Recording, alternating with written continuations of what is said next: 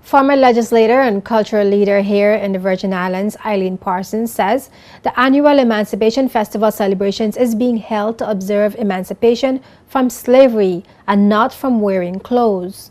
Ms. Parsons' forthright assessment came as she described some of the troops on display during the annual August Monday Festival Parade.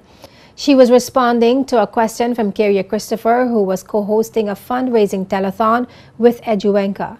The telethon aired live here on JTV on July 9th. It was organized by the Virgin Islands Festival Affairs Committee. We are celebrating emancipation from slavery. We are not celebrating emancipation from being clothed.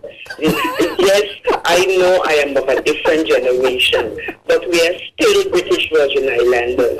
And what we have adopted now on the streets of Roatong, on the waterfront on August Monday, that is not us.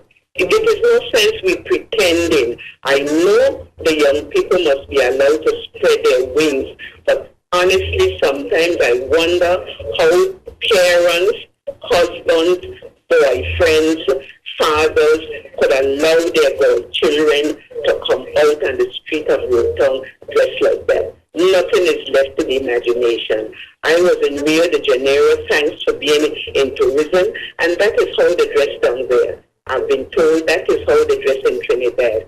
It doesn't mean that we have to adapt it here. Yes, the feathers are gorgeous and so forth, but to me, and I'm only one, the costumes are a bit too skimpy. I was raised thinking that, as Mrs. God used to say, women set the standards. And I honestly think that some of the costumes are a bit too much. And not only that, they're walking up. They're walking up along the waterfront. It doesn't leave anything for you to imagine. It is too sensual, too sexual, too everything. We could do better. The former Minister of Culture, who continues to display her commitment to the further development of cultural activities in the territory, gave her assessment of the composition of the various troops that participate in the annual August Monday Parade. She spoke of cultural penetration from carnival celebrations in other Caribbean countries, such as Trinidad, calling for increased participation from Virgin Islanders in the August Monday Parade to help preserve BVI culture.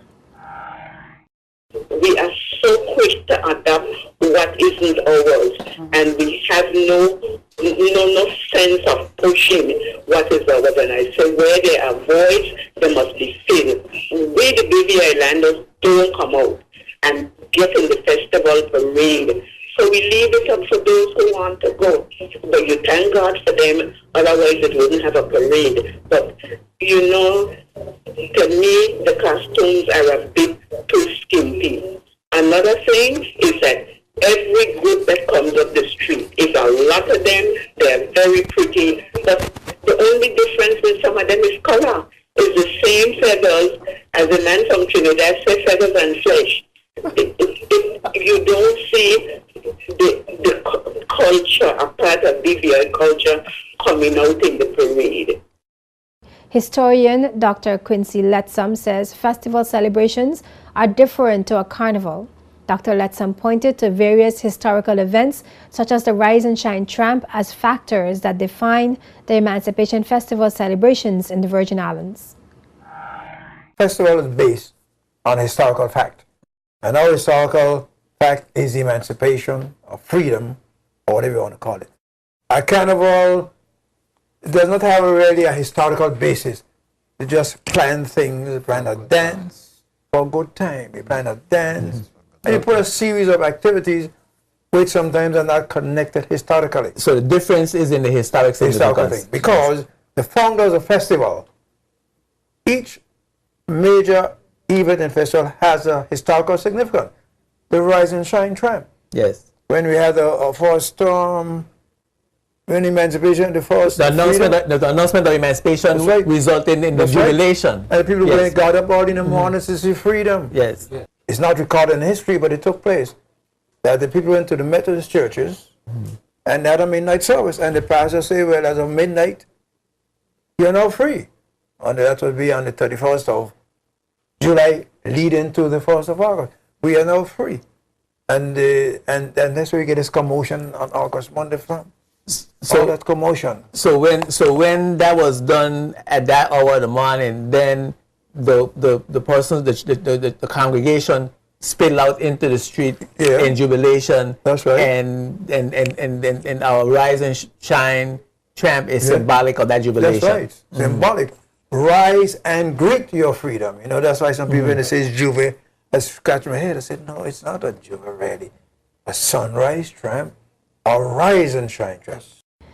Another area that concerns the preservation of the unique Virgin Islands Emancipation Festival is the limited role played by the schools in recent festivals compared to years ago, commenting on what is required to get young people more aware of the symbolic reasons behind the festival.